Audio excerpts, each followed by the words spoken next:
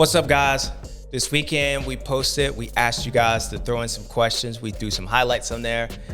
Give us your opinions, throw in some questions. You want me to answer? Well, that's what we're gonna do. So, first one of the year, Q's with Stews. Let's get into it, Cole. Okay, so Travel with Rob asks, would Webb have made it interesting if Anderson wasn't in the way? Not saying he would have passed Jett, but he sure would have battled with him. Travel with Rob. Yes, he would have made it. And I don't know where you got that kind of thought from, besides maybe I said that on the broadcast, but we agree. So me and Rob, we traveled together. Yes, I believe Cooper would have made it interesting. I think Jason, that was kind of his max. I felt like Cooper had a little bit more pace than Jason. So the fact is they were right there with Jett. Jett wasn't pulling away from him, and I believe Cooper, like I said, was faster. So if he was able to get around Jason, then I think he would have closed in. Who knows what Jett would have picked up the pace? All things say probably would have, but the way that track was, who knows? So it would have made it interesting because it would have been a different circumstance. It would have been more interesting than somebody hanging on to second. Maybe he would have moved through, but I think Cooper was riding and Cooper was getting in that zone. So yes, I believe he would have.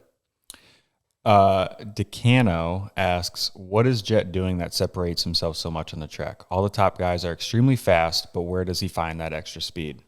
Yeah, well, it's hard because it's hard to say this is where he's doing at it, because Jett does a lot of little things that add up a lot. Because when you look at his lap times, they're right there. It's not like he's a lot faster. Same tenths. I think Cooper was second or somebody, they were like within a tenth.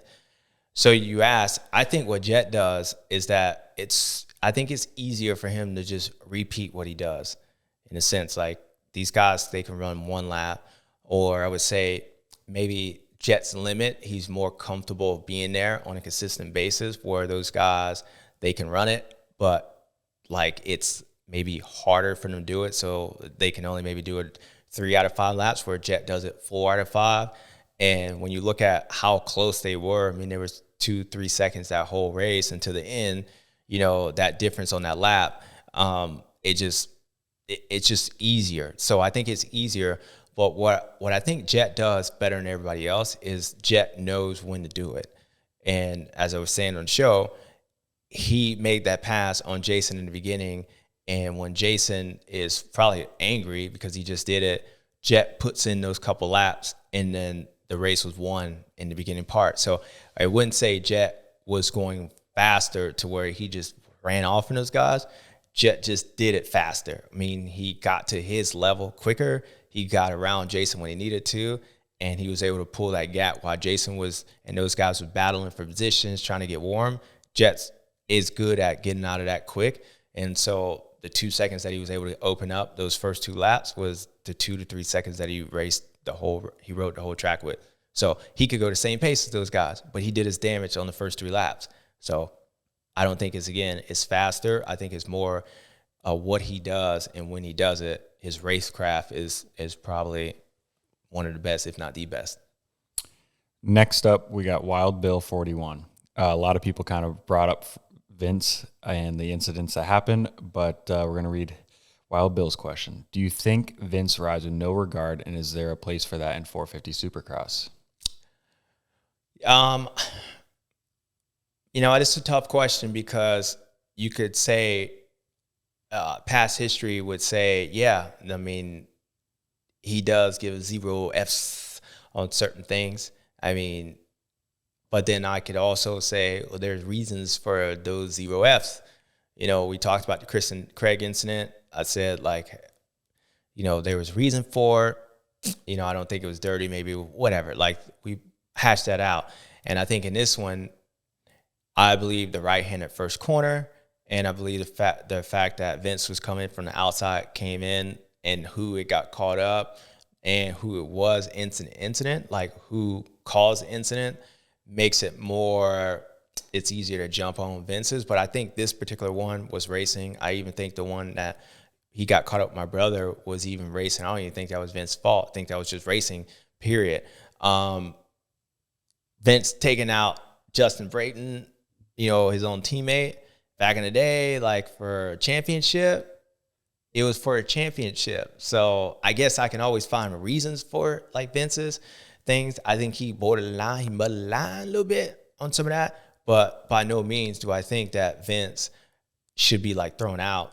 Like, I don't feel like that. I think he gets caught up in situations that are self imposed a lot more than other riders, but I don't think Vince is just stupid going around just killing people that I think of, like, just from what I remember. So yeah, he is aggressive, borderline dirty, but is there no room for racing? Like, I wouldn't go that far. I wouldn't go that far. I mean, they want to end it, then end it. Do something about it. But I wouldn't say it's rest his soul, like, like a one punch, taking out somebody and then get mad that you fell to and like fighting them. Like, that ain't that.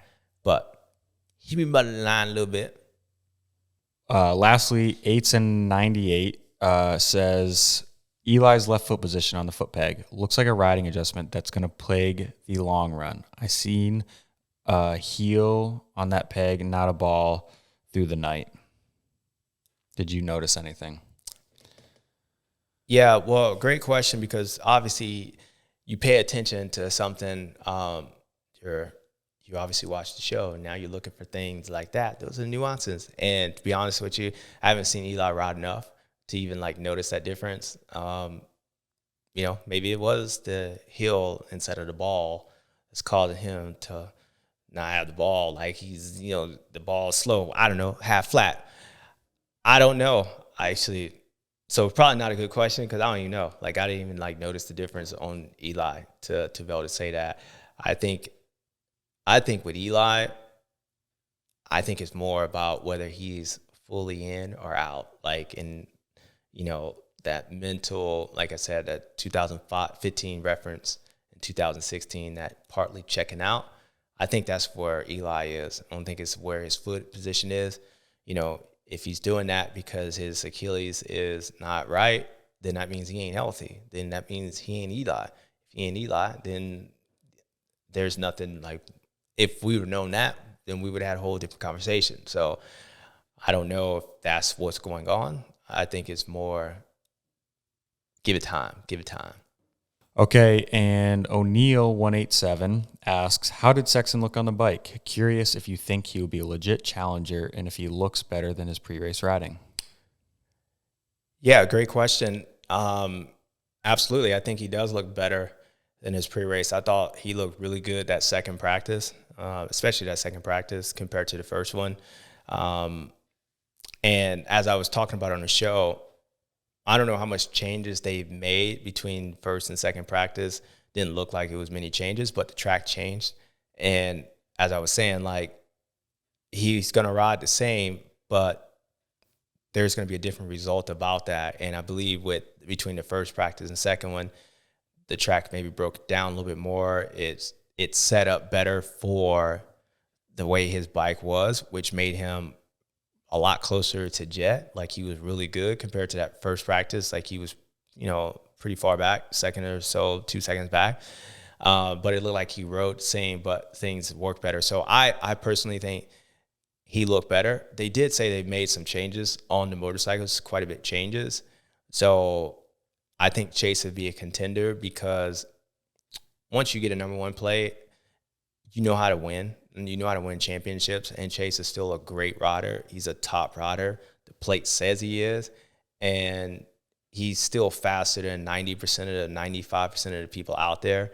So just from that fact is, if Jett has one slip up, he'll be there. Just like what happened with Cooper. Like, he was fourth, pretty good distance back. Cooper has a slip up. He ends up third. And to me, like, if he can be consistent and just always be there, then I think he'll win a championship.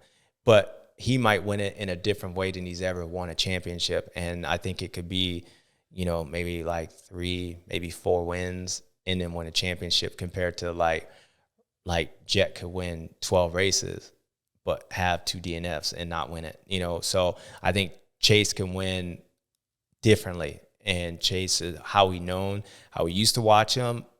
I don't think that's going to be the same guy, which ultimately might be the better guy. So at the end of the day, it's the first race. It's the first, round. And I do believe Chase is going to get better, but also believe everybody else is going to get better. So how much did that equal and basically kill itself? If everybody else gets better and he gets better, then they basically at the same position. They just each better. I just don't see enough from Chase and the way he rides a motorcycle that when I watch him on Honda, something about that bike, it was a speed thing with it, but I also look at the two different riders and say he's more in control with this one. And I think that's just the way the bikes are set up. So maybe he can't go as fast as he can on that Honda, and that's why he looks like this. So I don't think either bike's bad. I got a Honda 2024. I like it. So also rode a KTM, and I like it too. They're different bikes. Chase likes it. Chase likes it. I think Chase is going to be fine. I think he's solid. All right, people. Thank you. Thank you for the questions. We asked you to submit them, and y'all definitely did. Y'all submitted a lot of questions, a lot of Vince Freeze questions, a lot of freeze. I don't know. Should you shoot them, round them up, shoot them, bang, bang, bang, bang? I don't know. I think Vince just freezes people because he's cold. He wants you to be cold too. I don't know, but I ain't racing them. So if they want to do something, they can do something about it. But I appreciate all the questions. Make sure y'all do it again. We'll ask you again next week, and y'all submit them again. So thank you for the Q's with Stu. Thanks, Cole, for reading them. And people, I got to go. See you next time.